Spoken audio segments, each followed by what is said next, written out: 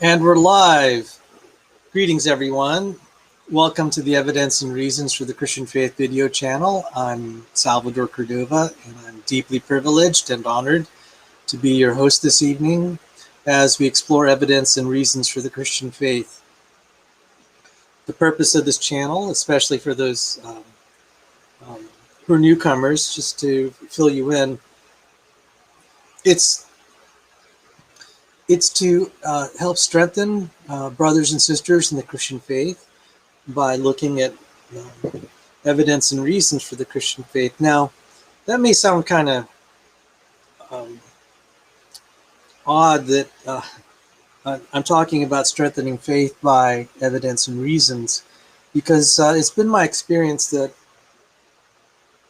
in a lot of Christian circles that the way they attempts to strengthen the faith is just preaching by assertion, and that has some value, but I think that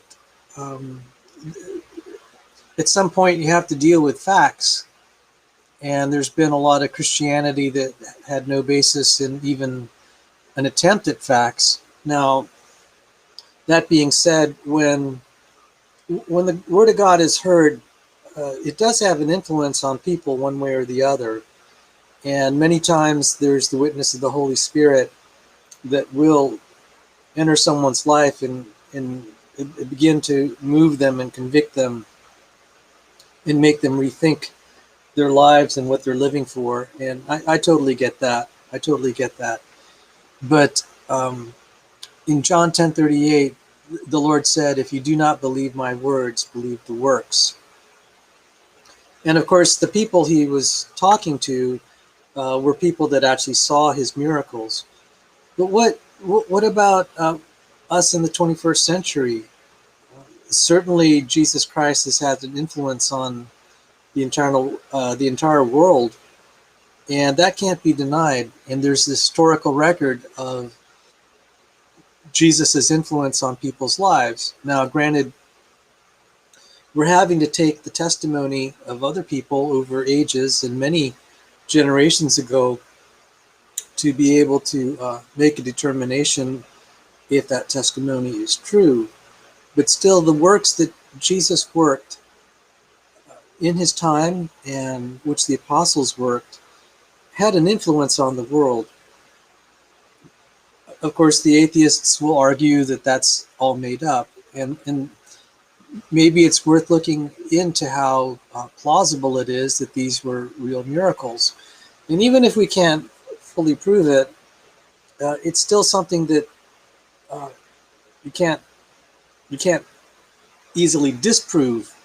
As you know, there are claims of other religions that I easily just dismiss. But the claims about Christianity are pretty difficult to dismiss outright. And so, Mr. Jetty, welcome. And let me verify, I made you a moderator, Mr. Jetty, just to help ensure that your comments get through. And I've really appreciated your emails and communications and your participation on the channel. And so it's been high time that I made you a moderator. I just never got around to it, so apologies. Let me turn down the electric fan. By the way, can you hear the motor buzzing? If you don't hear it, that's a good thing, because it's nice to kind of run the electric fan in the summer. You probably noticed that I'm in a different room. It's the lower floor of our house, the lowest floor of our house. Really my house now. It's actually kind of lonely because it's just me. And it's getting really hot here in Northern Virginia, here on the east coast of the United States of America. And it's usually very cool in the basement. I don't even need to cut on the air conditioning. It's kind of geothermal cooling. So let me just cut down the electric fan because it is getting kind of chilly, actually.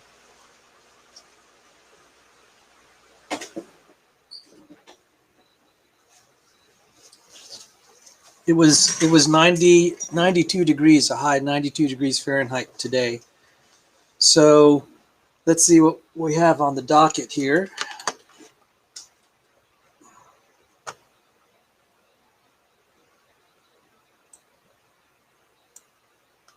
Ah, yes. News item. Atheist leader in Kenya.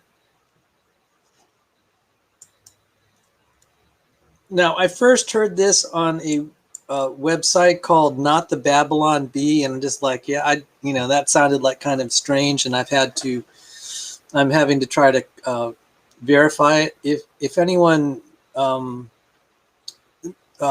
knows whether this story is legit or not, I'd appreciate it. But I'm just passing it on the assumption that it is correct. So let me share.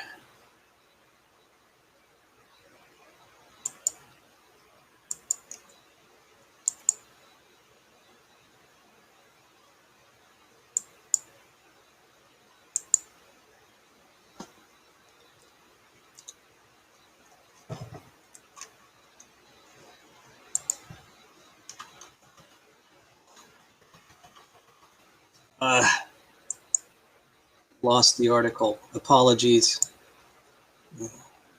Everything, all the regions on some of these web pages are so clickable that if you click it, it takes you elsewhere. So, Atheists Society Secretary resigns after finding Jesus, by Jesse T. Jackson, June 3rd, 2021. Seth Mahiga is a former Atheist Society Secretary in a Kenyan atheist organization. On Saturday, May 29th, 2021, he announced his resignation, saying he became a believer in Jesus Christ. In a statement posted on Twitter, the Atheists in Kenya Society President Harrison Mumia wrote, "This evening, regrettably, our secretary, Mr. Seth Mahiga, made the decision to resign from his position as secretary of our society. Seth's reasons for resigning is that he has found Jesus Christ and is no longer interested in promoting atheism in Kenya." Mahiga worked for the organization for 1.5 years, helping spread atheism throughout the country. Mumia was graceful in his comments toward Mahiga, wishing him all the best in his newfound relationship with Jesus Christ. The Atheists in Kenya Society social media accounts also posted a video of Mahiga at Life Church International, Nairobi, testifying to the congregation, "I've been going through some difficult times in life. I'm so happy to be here." The video shows Mahiga kneeling and asserting his faith in Jesus Christ. The Atheist organization was founded in 2016 by Mumia, the first non-religious society to be registered in the country according to its website. Kenya has over 700,000 people who identify as atheists in a country that boasts over 52 million residents. Over 85% of the population in Kenya identify as Christian. Praise God for that. The video Twitter post from Atheists in Kenya Society has received over 34,000 views and many comments. Here are some encouraging comments found on the thread of the Atheist organization's social media page. Quote, "It is the power of God, stronger than anything else in the whole universe. Every knee shall bow and every tongue shall confess that Jesus is Lord. Amen. Congratulations, Seth. All glory to God in the highest. Encouraging indeed. May God deliver masses from deception of the devil. Praise the Lord. He has seen light. Wonderful. God working wonders. Hope the rest of you find Jesus as well." This is amazing news. And amen. Amen. I'm going to close that. I have a bot here, just in case you're wondering who that lady is. That's Natalie Morales. And I just used her picture because she's a pretty face. In case we have a StreamYard crash, no, Restream. I'm sorry, this is Restream. If there's a Restream crash, this bot with Natalie Morales's face might be able to rescue the stream. So just in case you're wondering what that was all about. So I'm going to try to mute her photograph. There, so it's just me now. Anyway, let me greet everyone. Mr. Jetty, our new moderator, and Patrick Alexander, and One Cow Stampede, and Ramen, and my name is Mud. Oh, One Cow Stampede. I'm gonna, let's see. I need to make you a moderator. And I'm going to make Ramen a moderator. So congratulations to the three whom I promoted. So I hope you enjoyed that article. Oh, Andrew Graham is here. Greetings, Andrew Graham.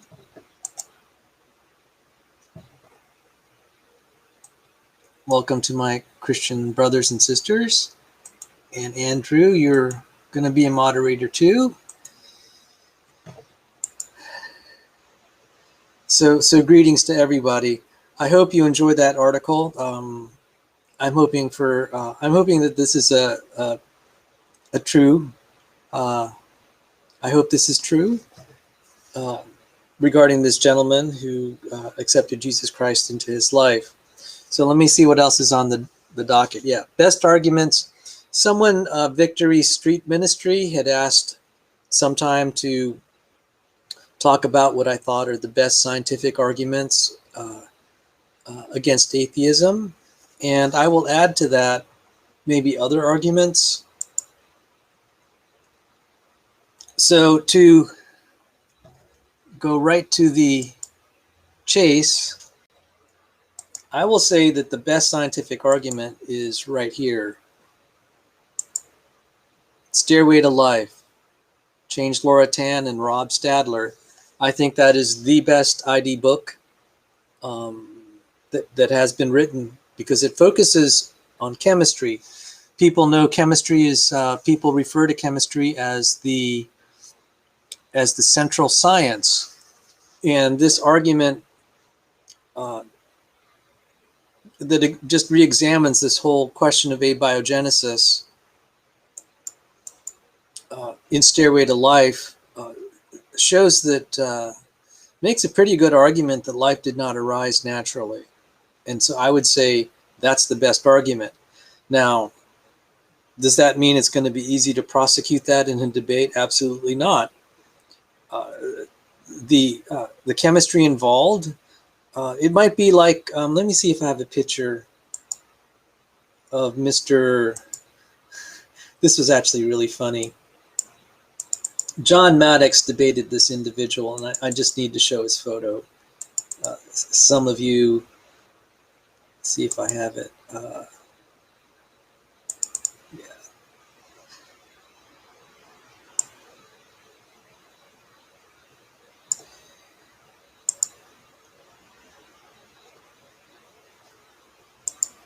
Sorry, I'm operating all the controls here, and so let me. Oops, sorry. Didn't know how that happened.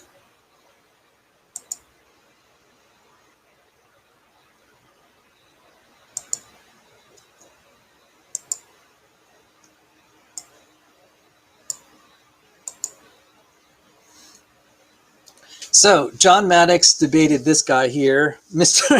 Mr. Onesie.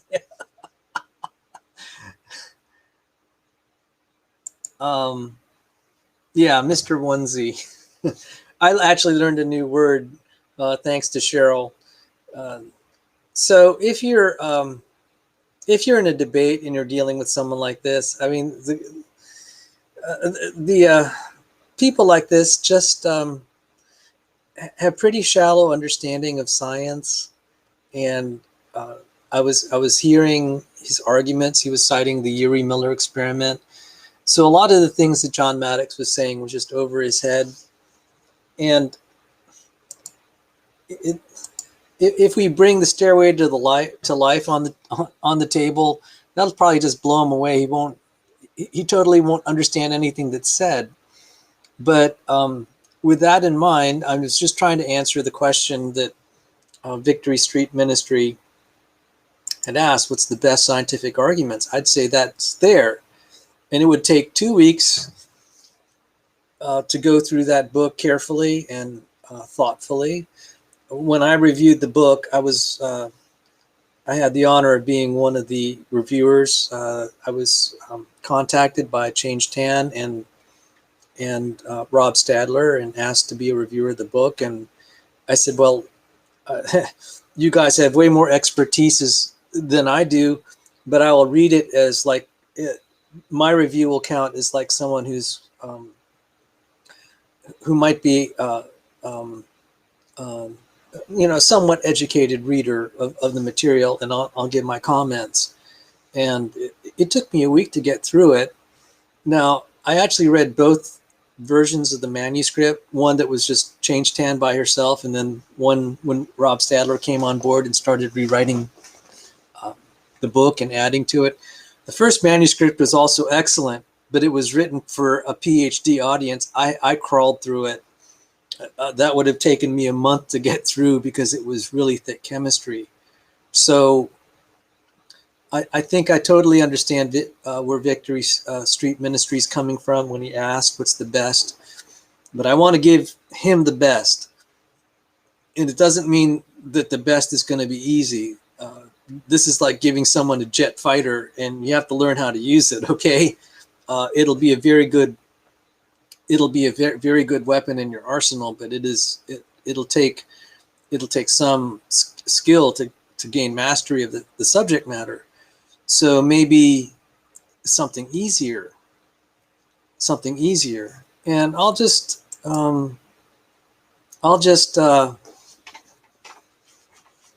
sorry, I'm looking at the comments here, and also greetings to Zach. And a vanilla soy latte is technically a kind of 3-bean soup.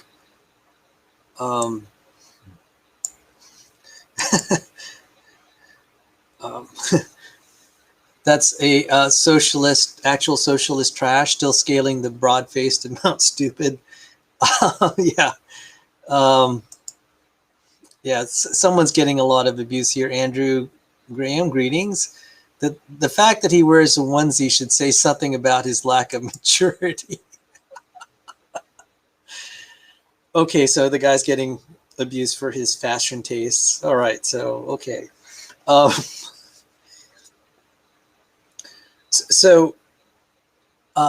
wish I could talk a little more with Victory Street Ministries, and I'd like to understand why people want to have arguments against atheism. If it is to help Christian brothers and sisters, where you want to strengthen them, because there are questions that atheists bring up that our brothers and sisters are struggling with, I think that will be very rewarding to help people through that. It's been my experience, though, when I actually witnessed to atheists and agnostics, and this is, just me. I used to witness on campus in person to James Madison University. Over 12 years, I was a volunteer. I would have my engineering job during the day. I'd drive out 2 hours to James Madison University once a week and just hang out with the students. Most of the time I just listened, but if they were interested, I'd tell them why I'm a Christian. And there was one night they were pretty captivated. I told them I'm an engineer and scientist and I'm a Christian, and they wanted to listen to me for 4 hours. I just talked extemporaneously for about 4 hours. And so I was doing this for about 12 years. It's hard to believe I could be visiting that long. In that time, I talked to maybe several hundred, maybe 1,000 students, or had contact with them. And only one student I know during that time, she was an agnostic, became a Christian. And it was really the act of God that brought her to Christianity. She had witnessed a miracle in high school that had haunted her. And so she was, and the miracle happened in her best friend who was dying, a mysterious illness and put on life support they couldn't figure out. And people prayed for her best friend. And the parents made the tough decision to pull the life support off. But they had 1,000 people praying for her best friend. And her best friend recovered miraculously. And her best friend was like the most wonderful person in this young lady's life, and was a Christian. And it haunted her when she was in high school, and then when in college, couldn't shake it. Now her mother did not want her to associate with Christians, didn't want her to convert. So she sent this young lady to an atheist, agnostic study group, so to speak. And I happened to be there. And so all this to say, it's a pretty tough group to witness to. And then definitely on the internet, I don't know one person that ever got converted during my exchange with them. However, I did hear that one atheist was listening to what I said and was moved by it. I never heard from him directly, to the best of my knowledge. So where am I going with this? It says in Proverbs, where am I going with this? It says in Proverbs, correct a fool and he'll hate you. Just bear that in mind. Correct a fool and he'll hate you. If someone has really dug his heels and has a lot vested in his atheism, and you point stuff out to him, don't expect that he'll be grateful, because there are some people that I have argued with for 20 years on and off on the internet, and they used to browbeat me down and say I'm stupid, I don't know anything. And yeah, that was at the time I only had 3 degrees in science. And I noticed that over the 20 years as I began to study physics, they had less and less seniority over me, and they resented that. And I'd start to put better arguments. And when I started to put biology, boy, they really hated me. So again, I'm just saying, so that the title of the show tonight is Arguing with Atheists. Why? So I would say this: there's value in arguing with atheists if you want to understand their arguments and want to engage them for the sake of your Christian brothers. But the ones that will spend time arguing with you are the ones that have their heels dug in. There may be atheists on the sideline that are not really interested in combat, and the ones who really want to be on the internet and argue with you are the atheists who are the anti-theist variety. They're just militant and virulent and vulgar. You know what I mean? Not very nice people. And maybe the atheists that might have a softened heart just don't want to engage in debate. And I can understand. Let me just kind of describe that sort of atheist. Let's say someone was raised in a Christian home, and they have a loved one dying, and they're praying and praying, and God doesn't heal that person. It seems like they're praying to a brick wall. There are atheists like that would like to believe, and it's challenging. And they may not. I've met some of them. They love their Christian family. They don't have any bitterness in their upbringing. Those are kind of what I call the softer-hearted atheists. The ones who were raised in Christian homes and it was abusive, and then they feel that they've been misled and lied to. That type. They're really bitter. And then there are just a variety all over the spectrum. So all this to say that there are arguments against atheism. Do you want to use that arguing with atheists? Because the only reason I would ever engage in that is to learn their arguments well, and then also to especially since I represent myself as trying to defend the Christian faith with evidence and reasons. Every now and then I do have to face my critics, just to show that I'm willing to be criticized, and I'm willing to try to defend my arguments face to face. And I can tell you sometimes it's been how many of you have pastors you've seen them argue with atheists, or at least tell you that they were in a formal or informal discussion or argument or debate with atheists? I've not. I need to ask some of my pastors and elders, how much of that have you done? So I'm just throwing that out there. So I've given what I think are the best scientific arguments. That being said, I wouldn't even begin there. So I said, what would be the best arguments against atheism other than scientific? And it depends on what your goal is. Is your goal to try to prove God to someone, or to prove it to your Christian brothers? And I mean, these are questions that I've had to ponder. And so I'll give you what I've learned in the 20 years and what's helped me. Some people think that the art of apologetics, or defending the Christian faith, is acquiring enough knowledge and arguments that you can persuade someone. And I want to point to the cases in the Gospels where miracles were worked before the Pharisees. You can see how hard-hearted they are. Okay, so I'm just pointing that out. Don't think that even if you were able to work a miracle that you'd be able to convert certain people that are very hard-hearted. And we have even less access to miracles as they were in the New Testament, at least the kind that were there. There are different kinds of miracles, such as changing people's hearts, which is still available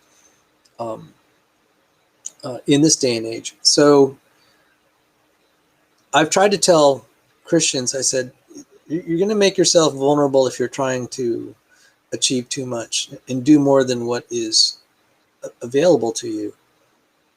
So what I think are the best arguments against atheism is very simple. First, there are no answers in atheism. I'd start with that. I'll say, okay, I'm not going to try to persuade an atheist that he should be a Christian. I want him to try to persuade me why I should follow his viewpoint, why I should live my life according to his values, especially if he's trying to impose his values on other people. So I'd say, okay, so do you think there are any answers in atheism? Define atheism. Just give him the courtesy, let him define what he means by being an atheist. I try not to define it for him, and just try to be courteous that way and say, what does it mean to you to be an atheist?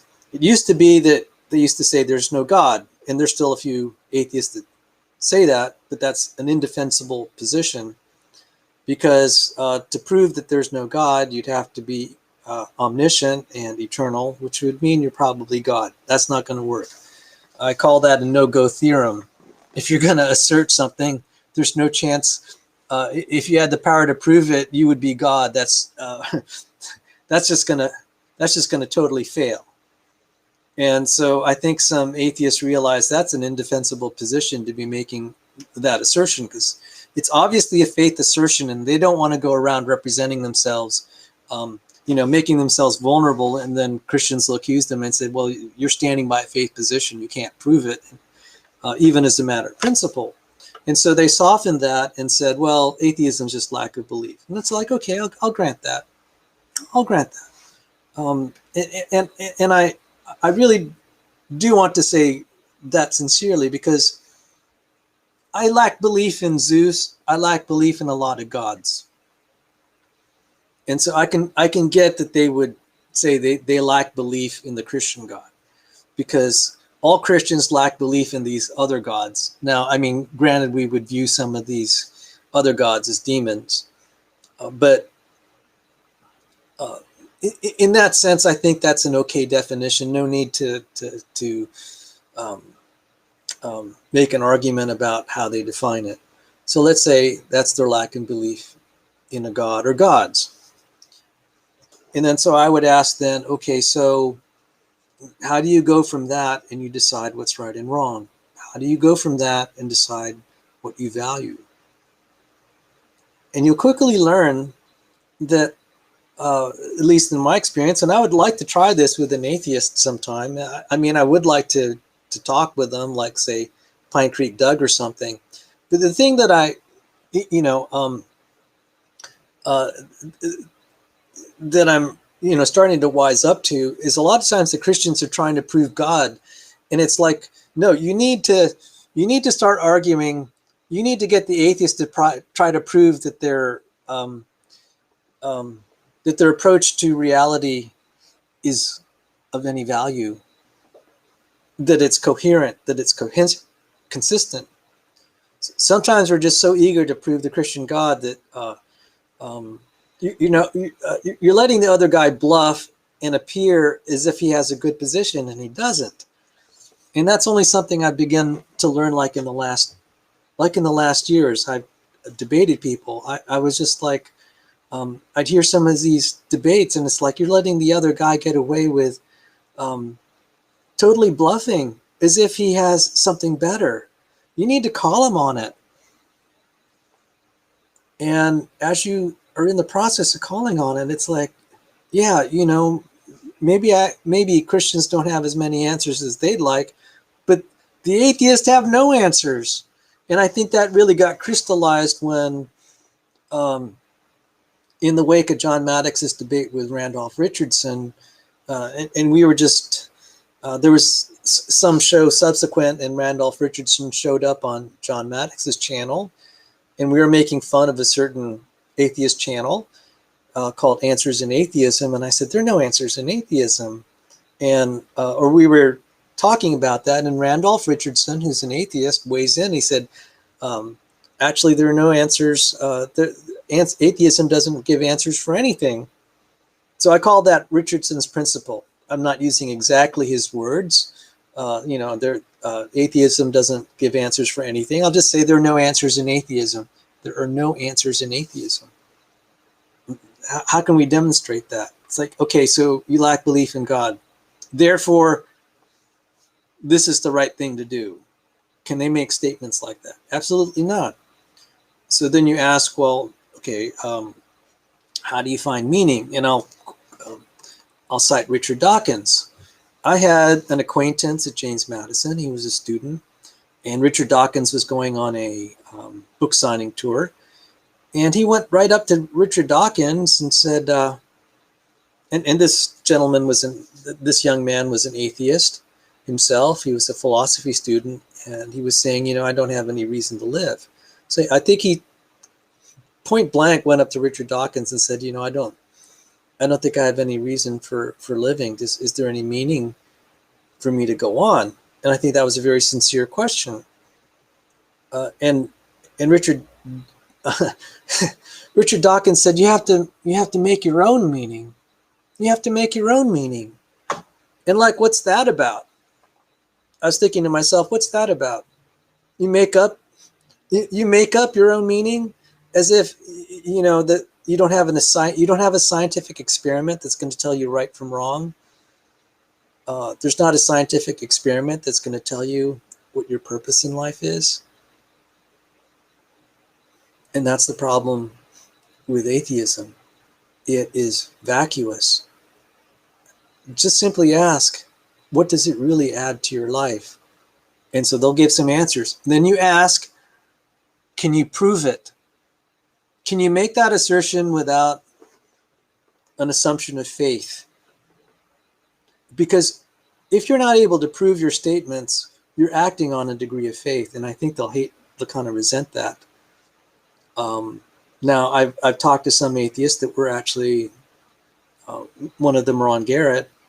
He was a little bit more straightforward. He said, yeah, I accept the origin of life on faith. No proof. Origin of life on faith. Abiogenesis. Now, if you get the atheist to admit that, then you have a real conversation. It's like, okay, so it's my faith, it's my Christian faith versus your atheist faith. The atheist faith, meaning they have to make certain assumptions about right and wrong. They may lack belief in God, but they need assumptions in other areas of their life. And this this kind of came to the forefront when I was considering the writings of Peter Hitchens, the younger brother of the infamous Christopher Hitchens, the militant atheist. Both of the boys grew up and became atheists, but then Peter Hitchens repented when he saw a painting and realized he was damned. He was on his way to hell, and he repented. And one of the things that, and I have a video where I shared some of my ideas, some of my reflections on Peter Hitchens, was that the whole issue of right and wrong, he saw the consequences of atheist regimes, Red China, Mao Zedong, the Soviet Union under Stalin. When human beings are the final judges and arbiters of what's right and wrong, the human beings that are in power will they'll dictate morality for everyone else, and often to their own self-interests. And that bothered Peter Hitchens a lot. He said, this doesn't work. And I wanted to say, atheists, you think that you're going to get more freedom by letting humans decide what's right and wrong? What's going to stop someone who has more power than you, or an organization that's atheistic that has more power than you, from deciding what's right and wrong on your behalf and for their self-interest? They'll decide what's right and wrong for you, whether you like it or not. It's going to be forced upon you. And I remember when I was in debate with Matt Dillahunty, I said, what does atheism have to offer? I said, if you could answer this question for myself and the other Christians here, what does atheism have to offer the Christians listening? And I wasn't disappointed with his answer. He said, oh, you're going to get freedom. I just, now looking back, I'm just like, yeah, what sort of freedom are you going to get? Maybe at an individual level, you just feel a little less guilty about doing certain things. But do you think this is going to be really good for society in the end? And I think that fact kind of resonated. This problem of evil began to resonate with Peter Hitchens. The problem of evil in the human heart, not to be confused with the other problem of evil what we call theodicy. The problem of how wickedly people can behave when they're unconstrained by a belief in an ultimate lawgiver, in God. And I think that began to tell Peter Hitchens, well, maybe Christianity is true, because humanity obviously needs to get morality from a higher power. And his line of apologetic reasoning isn't what you would hear on creation evolution channels. He emphasized the kind of an argument in favor of the Christian God based on morality. And it got me a little bit off guard, but what it did tell me, even if it didn't absolutely prove the Christian God, was that atheism has no answers. And at least for me personally, that's what began to move me on when I nearly left the Christian faith. I said, well, okay, I can consider atheism, but it's a dead end. And I decided that I'll take what little scraps of faith that I have and try to go with that. And I've been blessed returning to the faith. So so those are my thoughts when Victory Street Ministry asked me those questions. What are the best arguments? I wouldn't even start with the scientific arguments. Ask, just put it on the table. You can assert atheism has no answers, and just start with that. Because if it has no answers, maybe it's better to go look where there might be answers, where there might be evidence.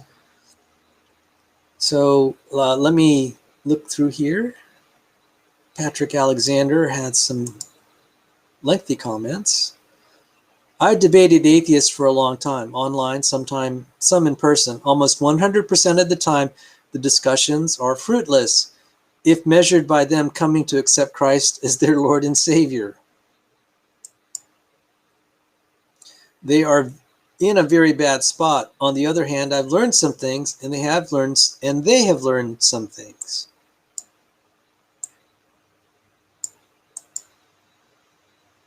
The best thing about debating an atheist is if you can set it up where there are many others watching, listening to the discussions, because people on the sidelines do come to Christ.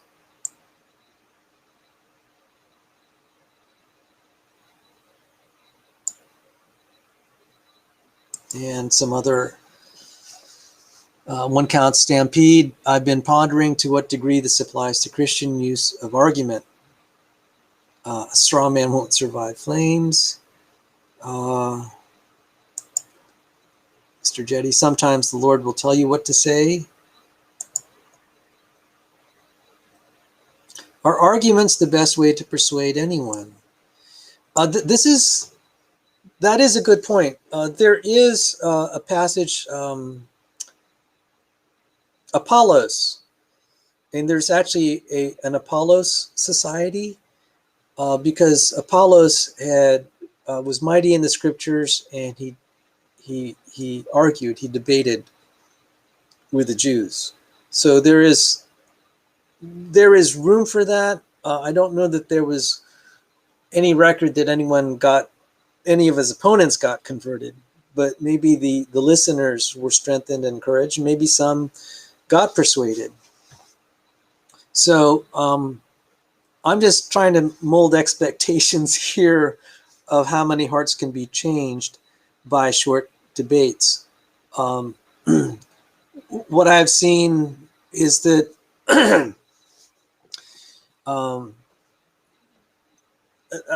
it'd be probably good to find out the accounts of people that had been atheists and then became Christians, and to find out what changed their lives. I could think of one former atheist, John Sanford. He just started going to church because he had a need. He wanted to try to help repair some things in his family. And that was the beginning. He just went to church. He just had a need and just started going back to church. He'd lost, I'm not telling anything that he hasn't said publicly. He said this publicly. He lost his budding faith as a teenager, as a high school student, because of evolutionary theory. And then later on in life, he was what he called a romantic atheist. And then he was having some family problems, and he and his wife decided to go back to church to try to find a solution. And in the process, they became Christians. They got baptized, and Dr. Sanford was still an evolutionist at the time. And then he became an old earth creationist and then a young earth creationist. That process took about 10 years. So that's kind of how that happened. Another person, Richard Lumsden, he became a well-known creationist. He was an atheist. He got confronted by a student because he went on a tirade in his class because he heard about some of the creation bills that were being passed in the state of Louisiana, and he was really upset. And he spent the whole class just tearing down creationists. And one of the students, who was a Christian just went up to him and said, "Hey, Doc, great lecture." And she said, "I just want to get facts straight." And he was very flattered because that was his top student. She was like a chemistry and math major. I don't remember all. She was a top student, really brilliant. And but he was very flattered. And so she sat down and she said, "I have some questions for you." And she just asked. And then this went on for about 3 hours. She was just asking questions. It wasn't being confrontational. She was asking kind of the things you might expect, like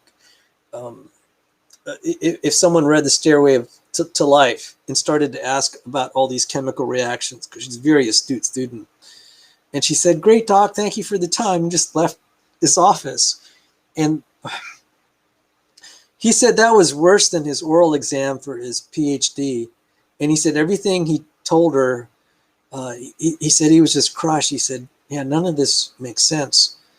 And he became a creationist as a result. Now, there's a backstory to this, which I'll fill in. And then a few months later, he became a Christian. What had happened was his daughter had become a Christian and was praying fervently for her dad. And then the student that confronted Dick Lumsden, Richard Lumsden, Dick Lumsden, was also praying for him.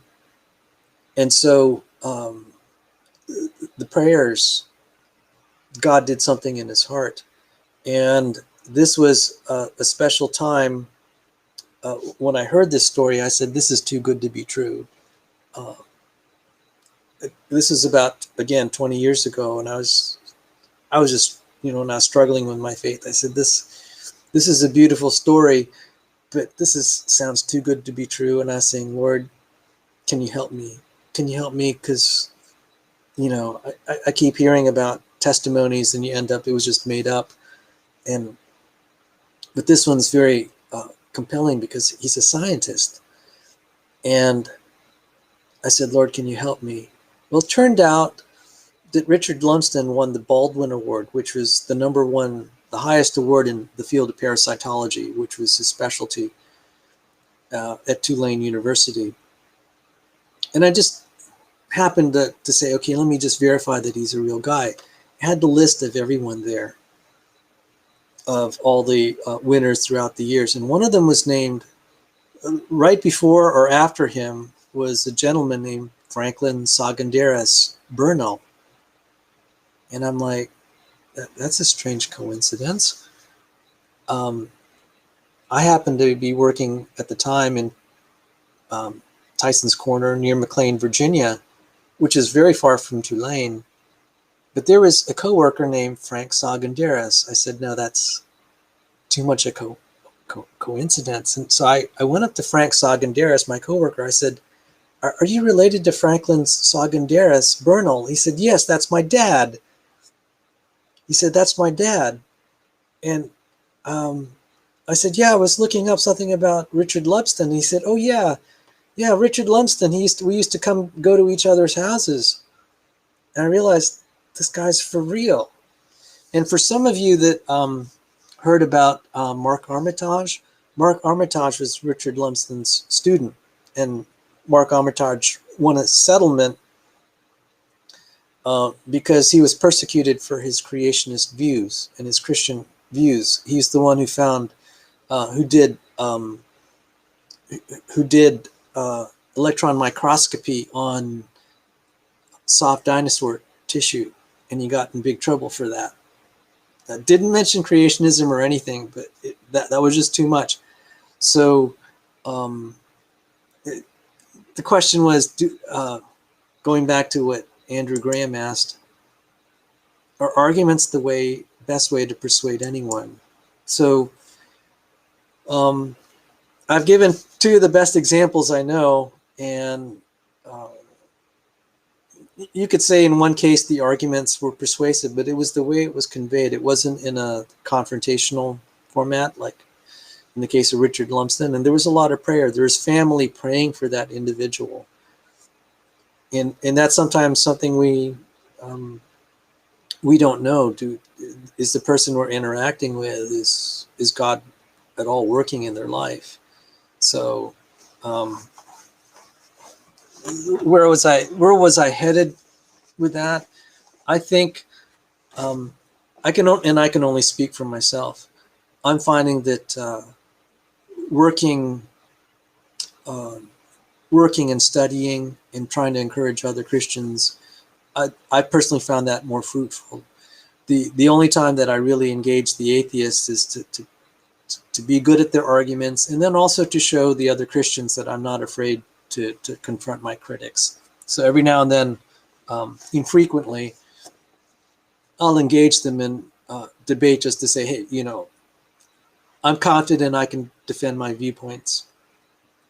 And occasionally they give me good free of charge editorial review, but it's comforting when I can confront them and I can walk away from the debate and say, hey, they weren't able to lay a glove on any of the arguments. I felt that was definitely the case when I debated James Downard. I mean, we interacted well. There was no drama in that debate, but I felt that I was able to hold up my end and say that I didn't think abiogenesis theory has challenged the design argument, neither has evolution theory. And by the way, everyone who watched that debate, thank you for coming out. Oh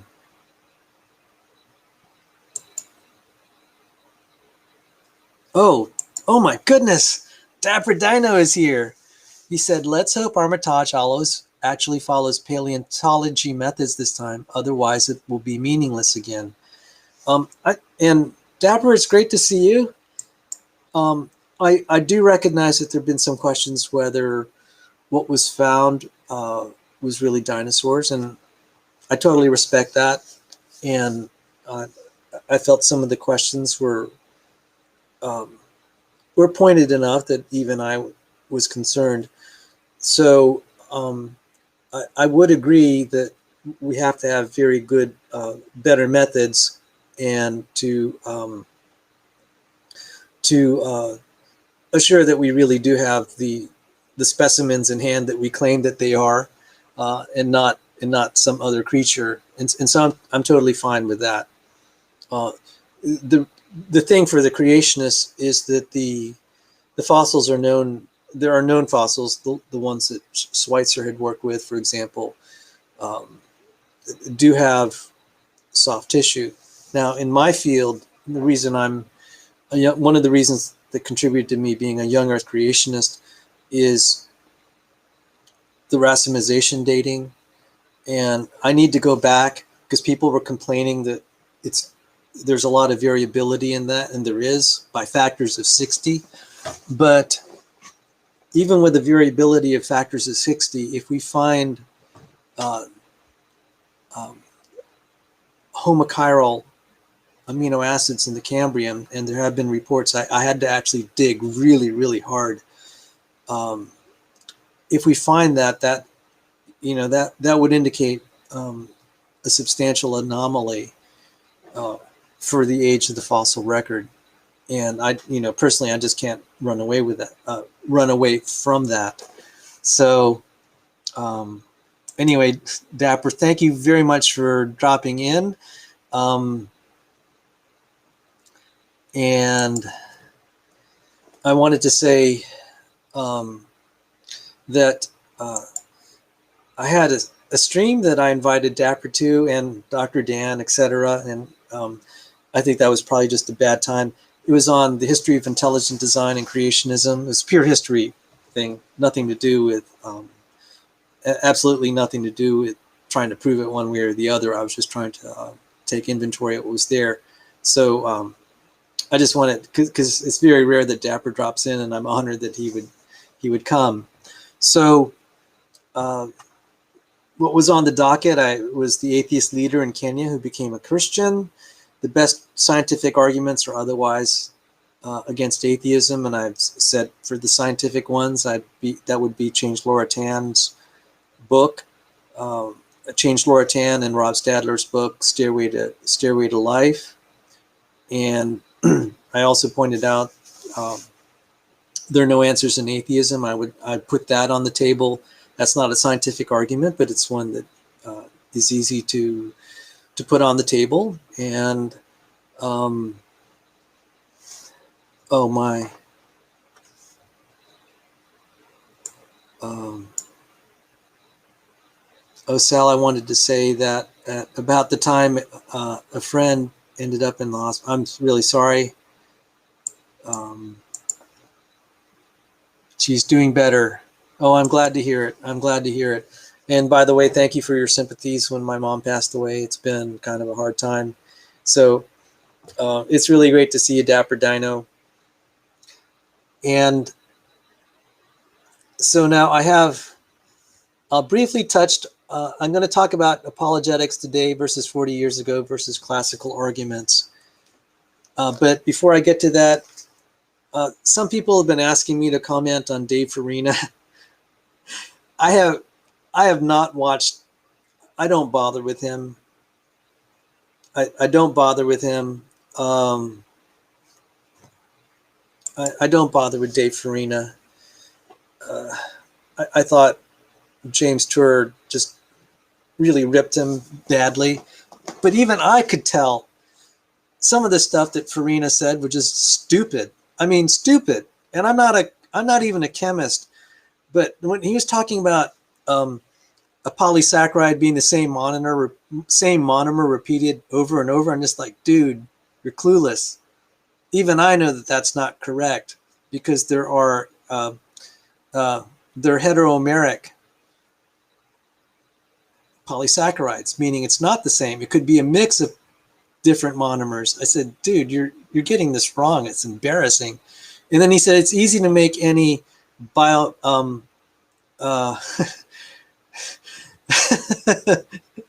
never knew that you lived in the library. Yeah, okay. Do you want to see what sort of books I have here? That's actually my mother's book collection. Hang on. I'm going to show you one of her books.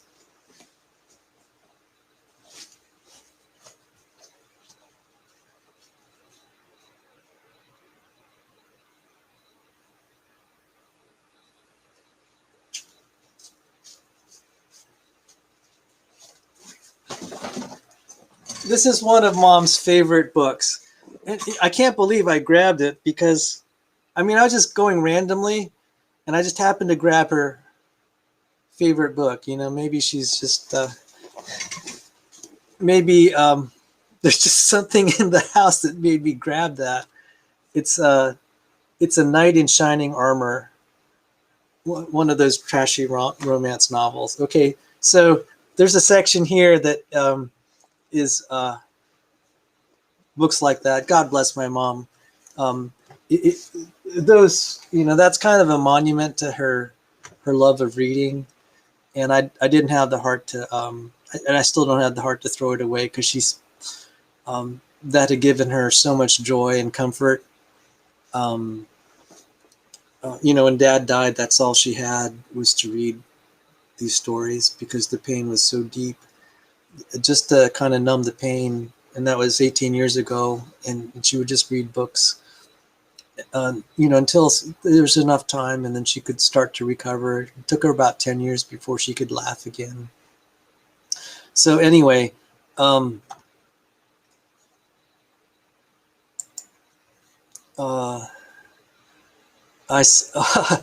tend to agree that atheism doesn't really have answers. And yes, we're talking about Dave Farina. So there was another thing about Dave Farina that that he said. He said it's easy to make biomolecules. I'm like, dude, you're nuts to say that. He said it's easy to make any biomolecule, and I just like, man, you have no clue what you're talking about. I'm going to give an example here. Let me see if I could find one. And I said, there's no way this is going to be an easy molecule to make. And then James Tour just ripped into him because they were trying to make a synthetic version of a particular carbohydrate. And it's not even as complex as this one. This is a carbohydrate that this is a carbohydrate. It's just oxygen, hydrogen, and carbon. But let me see if I could show it. And the one tour James Tour was showing, it wasn't anywhere near as complex as the one I'm about to show, but it had like 500 pages of recipe and characterization how to build it. It was a nightmare to construct. And I said, it is not easy to make carbohydrates. And I said, Dave Farina, man, you say stupid stuff like that, you're going to get called on it. And yeah, there's the Origin of Life community that's backing him up because, you know, he's kind of the public face of that community. But it's like, I don't know, you want to have someone trying to represent the community who says stupid stuff like that. I mean, that was just embarrassing. So let me show you one of my favorite. This is one of my favorite molecules there. This is lignin. This is kind of what gives structure to wood. And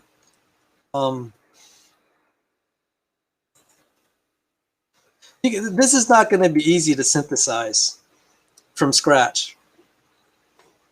To get it to, I mean, if you just threw oxygen, hydrogen, and carbon into a beaker, so to speak, trying to get it to have this configuration and the way it's structured is important to its biophysical properties. So all this to say, I appreciate people following what was happening on Dave Farina's channel when he was trying to respond to James Tour, and he had a whole bunch of scientists. I've had chemistry friends watch that. Professors, associate, tenured chemistry friends mentioned they watched it. I said I didn't even bother, and they were just all negative. They said the guy was just, it was mostly ad hominems. So today, because I've had viewers interested in that topic, I said what I'm going to do is I'll at least look at it. I couldn't stand what I heard. It was like the first 10 minutes just ad hominems. Then he got into the chemistry, and I didn't have time to watch the whole video, but I think I owe it to my viewers to try to invest time in this, because already I've gotten 2 requests. And maybe James Carter and I and Ryan Hayes could have a conversation. And then also Rob Stadler had watched it and had negative views. I mean, we could have a panel of chemists. I don't know how many have seen when Cy Gart and Ryan Hayes and James Carter, all of whom are very senior chemists, they had very negative views about Dave Farina's response, although they weren't in detail. I'll mention one thing that Lee Cronin said. He was doing something with metal oxide salts and autocatalysis. I said, yeah, okay, I'm going to make a testable prediction, because what I had seen in these Origin of Life researchers, what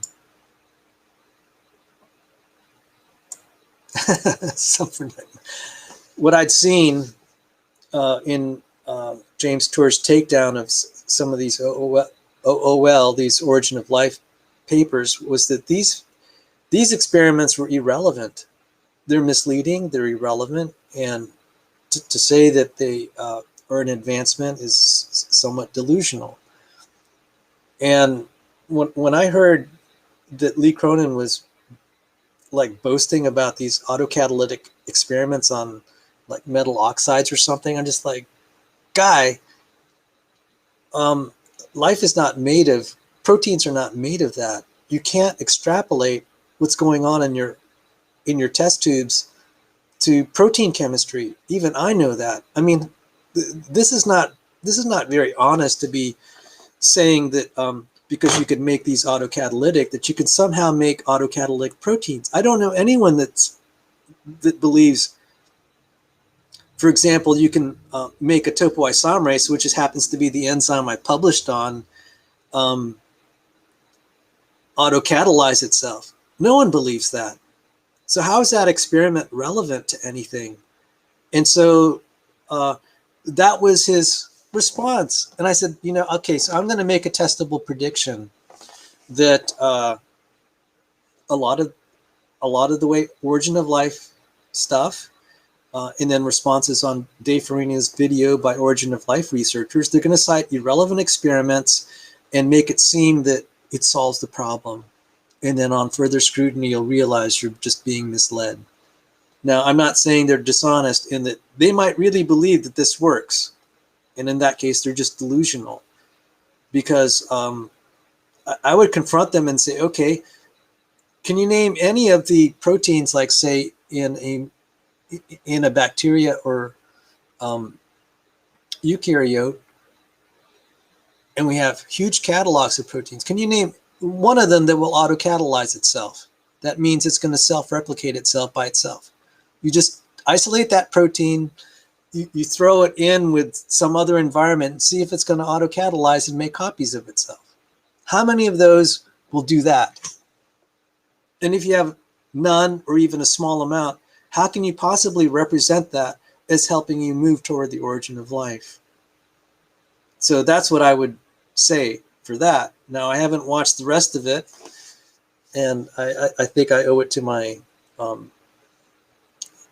viewers to look at this a little more. And I'm not a chemist, but I do work with chemists, and I think maybe I'm going to invite Dr. James Carter to talk with us, because he's a professor of organic chemistry. He would know this. He's a professor of organic and biochemistry,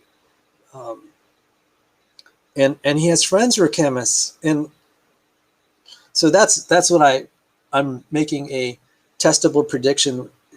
On further scrutiny, all the things that they were coming forward with will be just the same as the papers that James Tour criticized as being irrelevant and misleading in height. And people say, why am I creationist despite all this? It's like, yeah, I see what goes on in the industry, and it's not very it's very concerning that people are getting away just saying things that just don't agree with the facts. A fair statement. It's like, hey, Cronin, you made this autocatalytic reaction. The honest thing to say is, we haven't been able to determine how relevant this is to protein autocatalysis or the origin of life. That would be an honest statement, because they haven't been able to demonstrate. They could say they guess at it, but that's about it. There's no connection. So if there are chemists out there that want to challenge me on what I just said, why don't you tell me what proteins that are part of living organisms that you think are, how many of them are going to autocatalyze themselves, and then compare them to other proteins major. Let's say the polymerases or anything involved in the replication, transcription, and translation of DNA. I'm not aware that anyone's assuming that these things autocatalyze. That's why you have DNA that needs to transcribe to RNA and then go through a ribosome and make a protein, because the proteins can't duplicate themselves. That's why you have a DNA genome. So sorry, I'm getting a little incensed, because I get kind of upset. It's like, what's the relevance of this, and why are you promoting stuff like this? It's, at the best, it's premature. At the worst, it's fraudulent. So that's just my feeling.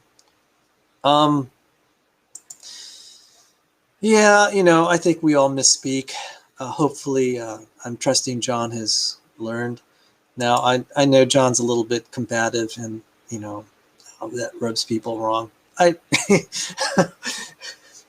People wonder why I have tag teamed with him. I said, yeah, or Emery Moyna, it's like, well, sometimes they'll be a little bit more combative and say what I might want to say, but they're just a little bit more forthright.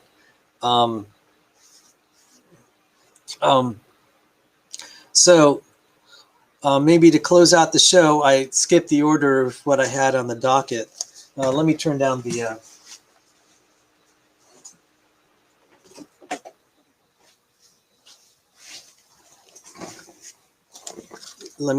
electric fan.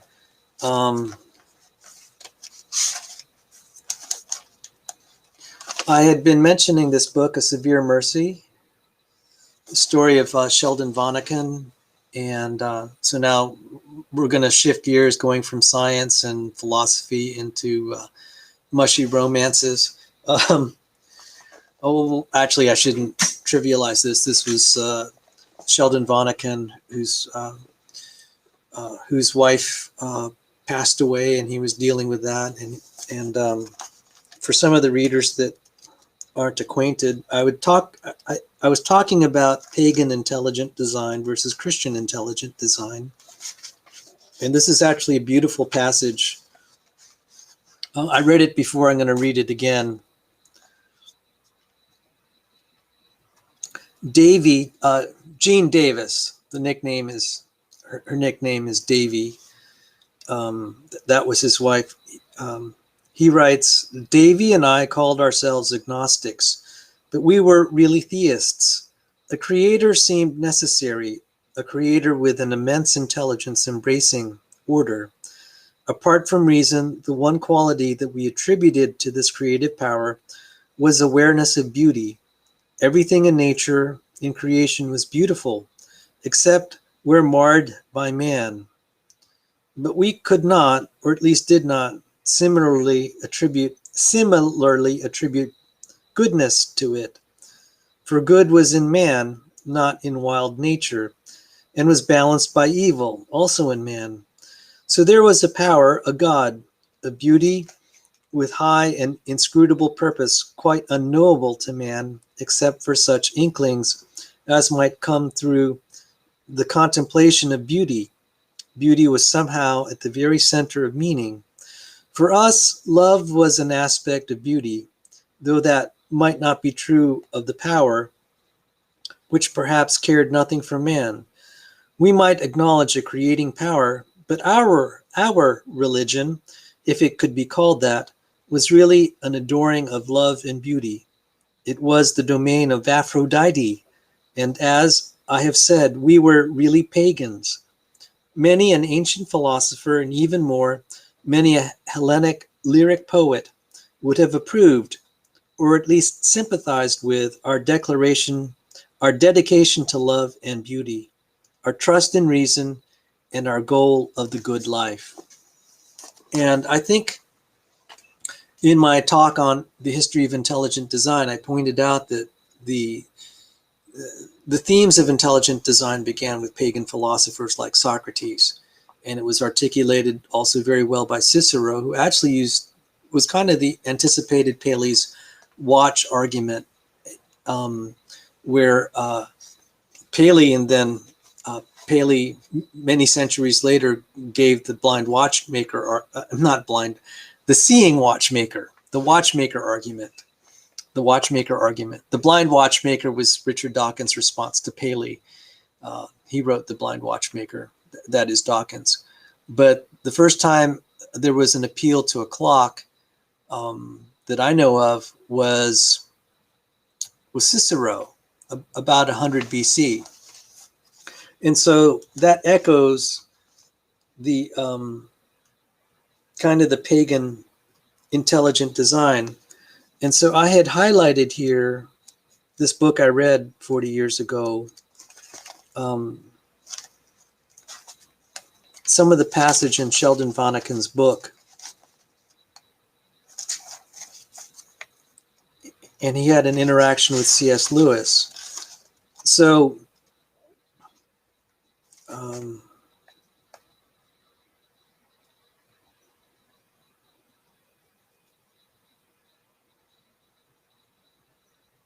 okay, so the topic that I was trying to, I'm going to try to close the stream with, but this will be a long closing, very long closing, was contrasting apologetics of today versus 40 years ago versus classical apologetics. So the apologetics of today is totally different. It would be like the Stairway to Life, just piles of chemistry. So that's kind of the intelligent design argument there at the origin of life. Evolution, we call organic evolution after the abiogenesis event. I personally like to separate that away from abiogenesis. So we have two two separate phases of naturalistic evolution that we can criticize. There are people that, particularly in the ID community, like Mike Jean and probably Michael Behe, although I don't have any specific quotes, they'd probably be fine with a miraculous event for the origin of life.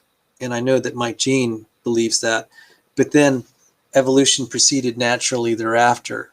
Their version of ID is what we might call front loading, and it's not a very well developed theory. So it may have only been like 2 pages in Darwin's Black Box. He even talked about front loading, which means that it's kind of like, the intelligent design was put at the very beginning of life and then life unfolded. And it's not a well developed theory. But where I was headed with that is they're two separate phases. But if we look at the Christian apologetics today, it's a lot of creation science, and that wasn't the way it was 40 years ago. There was hardly any mention of it, and so a lot of the arguments in favor of Christianity were kind of the ones laid out here, and it didn't really resonate with me, honestly. It's funny to look at this book that I had been, that I'd read when I had recently become a Christian, and I was asking questions and I was wrestling with doubts. And this book moved me, but it didn't. I wouldn't consider it persuasive. So I'm just contrasting where it is today. So the fact that people like Michael Behe were actually more influential in my life, but some authors that are not as well known, but who are very influential in ID would be like Walter Remine, but especially Bradley, Thaxton, and Olson in their book, The Mystery of Life's Origin. Because if we look at the Stairway to Life, it's very similar lines of argument, but what we have known since the 1980s has changed so much, it's just piles more. So people will say, well, that's just an argument from incredulity. And I'll say, no, that's an argument by contradiction. And sometimes the creationist and ID proponents have not been careful enough in their words. Because if I said that a tornado passing through a junkyard, I don't know how that could make a 747. That sounds like an argument from incredulity. But if you just change the choice of words and say a tornado passing through a junkyard is not expected to make a 747, that's an argument by contradiction. Now, I use the phrase argument by contradiction. That's really a variation from something we do in mathematics. It's called proof by contradiction, where you assume as true the argument you're trying to show is false, and then you can demonstrate an inconsistency, and then therefore you're able to show that it's false. So there's been, using chemistry arguments, we've done a lot of argument by contradiction and shown that the origin of life is not consistent with our accepted laws of nature and what we observe in chemistry and physics in the present day. Now, people can, as Steve Benner does, he was arguing maybe the laws of nature were different, or something there are new laws of nature that need to be discovered, and that way he avoids intelligent design. But he's at least admitted that all of our textbook knowledge doesn't agree with the origin of life, but he's still committed to finding an answer that doesn't involve God. So perhaps, let's see, how long have we been going? Oh, an hour, 19 minutes. I'm not going to read a lot because we've already been going long, and I might save it for another day. So I'm contrasting that, and then we have the classical apologetics, which I'm not really familiar with at all. I never was impressed with Thomas Aquinas. I just like, he sounds like Danny the philosopher, just very verbose, and you get nowhere at the end. It's like, where's the proof? So, sorry, Danny. And so there's a lot of classical apologetics. Now, I read yesterday the Apologetics of St. Augustine, and I was very impressed because he was appealing to miracles that he had witnessed in person. And for me, some of you know that I'd said that I'd actually seen visions when I was in the Catholic Church, and I still don't know what the cause of that was. And I don't appeal to that as, even when I nearly left the Christian faith, I said, well, you know, maybe I was hallucinating or something. And I have appealed. What persuaded me is the miracle of the first life, intelligent design, my acceptance of creationism, my increasing acceptance of it came a little bit later, but I really wanted to start with just the origin of life and that book, Mystery of Life's Origin, and then the archaeological stuff. And I covered some of that with, I'm hoping to do a show with Dr. Sandy Pigeon on the archaeology of Beth-Shan.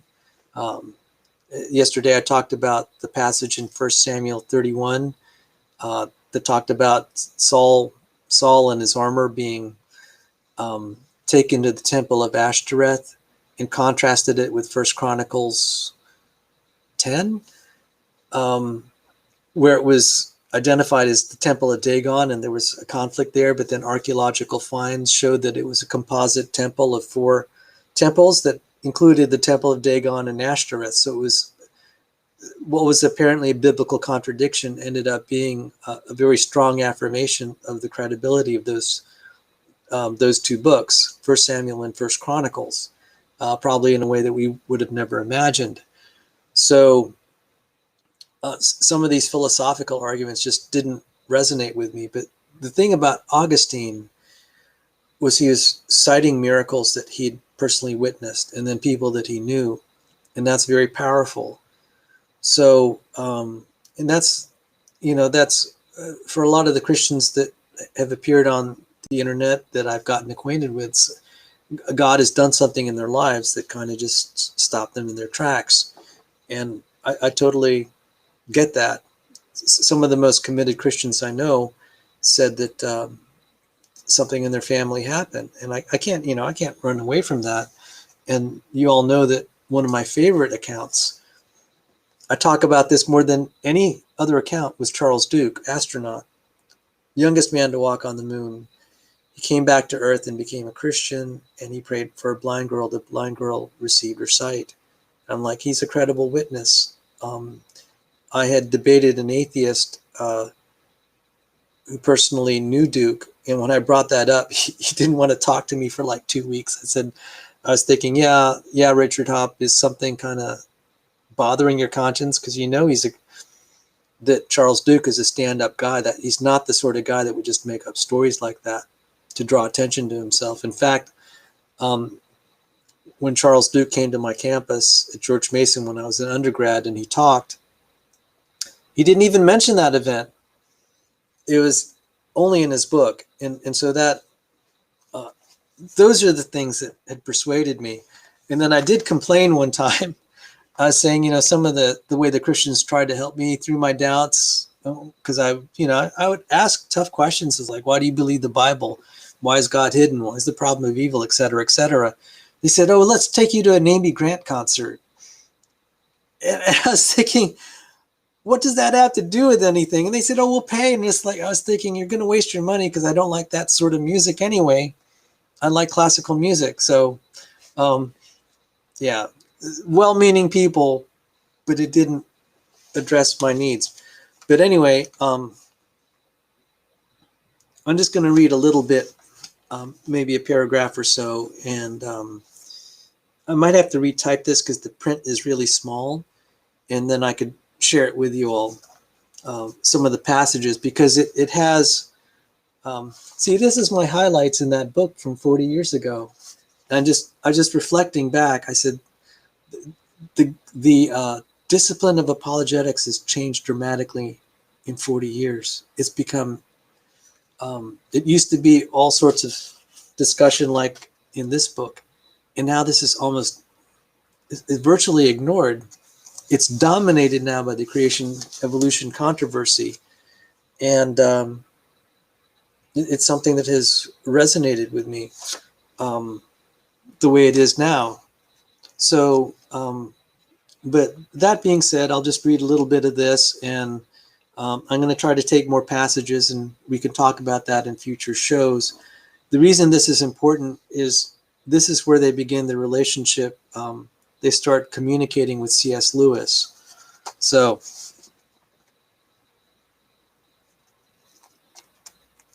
let me see if I could find it. All right. Oh, this is good. As we read, we talked to our Christian friends, raising our questions and doubts. They answered us very patiently and thoughtfully.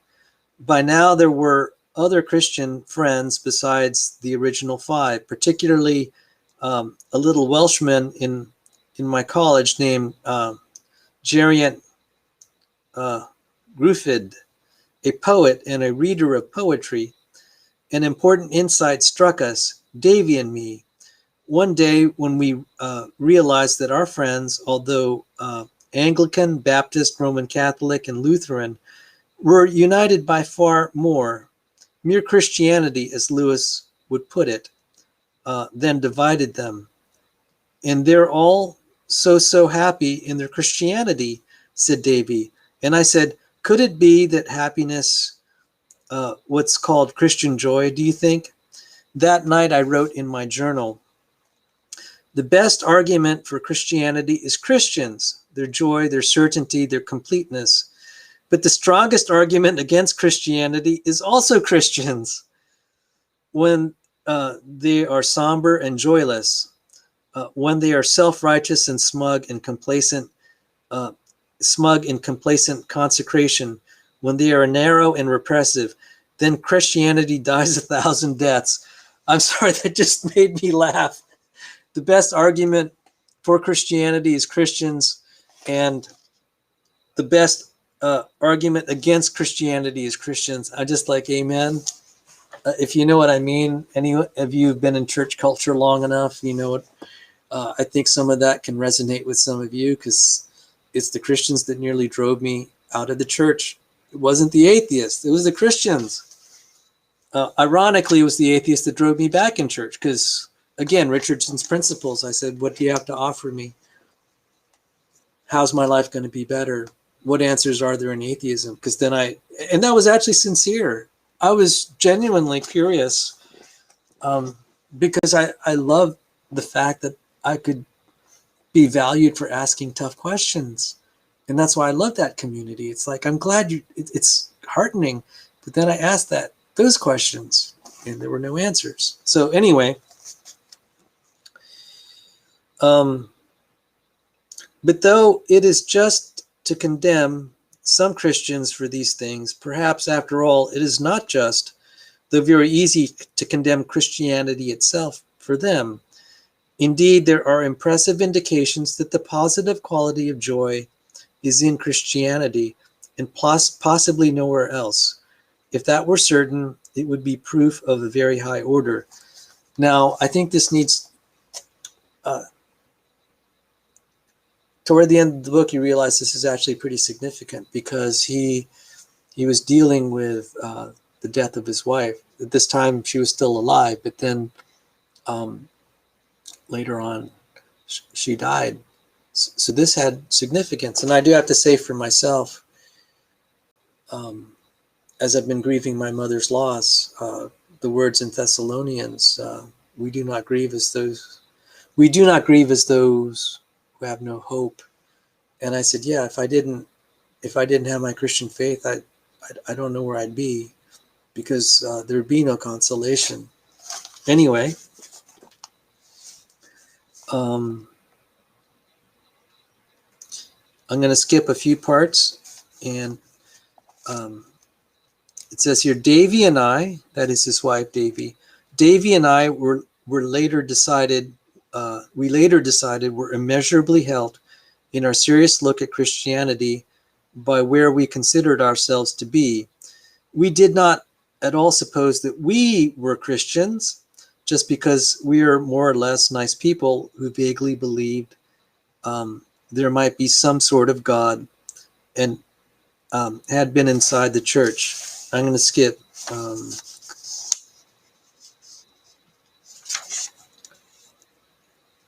So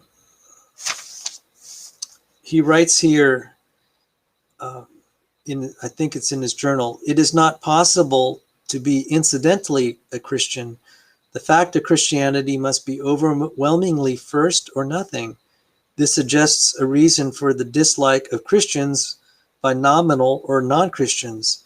Their lives contain no overwhelming firsts, but many balances. One December night, after Davy and I had been talking about the fact that Christianity claimed to be an answer to all the eternal questions, a consistent answer, our physicist friends kept murmuring. We admitted to each other that we did, quite desperately, want an answer. The only trouble, I added, was that we couldn't believe the Christian one. Then I suggested that we go out for a walk, but she said she was a bit headachy and wanted to go to bed. I told her to go on then, and I should just walk up to the corner and back. While I was walking, I thought what I should like to ask C.S. Lewis if only he were here. When I returned to the flat, I sat down on an impulse and wrote to Lewis, a busy man whom I had never so much as seen. He replied straight to the point. Immediately I wrote again. The correspondence, 2 letters apiece, now follows with only the salutations and closings omitted. And that will be maybe the topic of another show. They were lengthy letters, and I'm amazed that C.S. Lewis gave a very long response, and that might be half an hour show just to go through the exchange in 2 letters, and it was very compelling. So with that, let me just survey the chat. See if I can highlight some of what people have said. And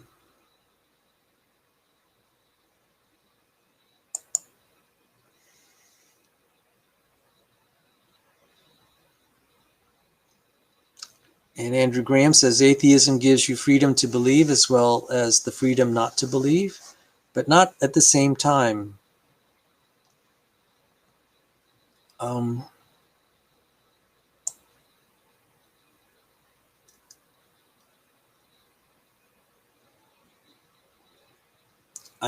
I don't quite understand all of the exchanges here, if you'll forgive me. Someday we'll have 3D printers that work.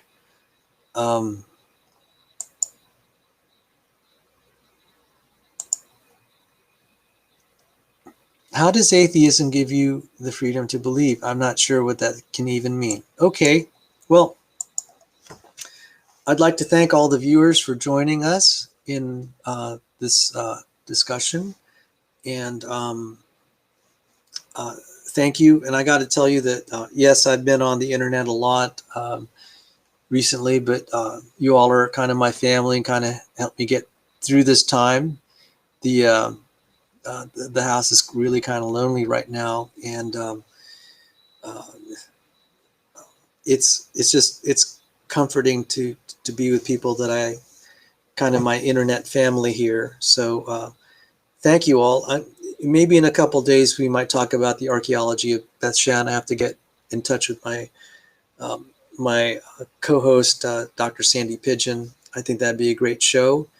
And on my other channel, I am planning to do more chemistry lectures, and so there'll be a lot going on this summer. So take care, all of you, and have a blessed evening. Take care, and God bless you.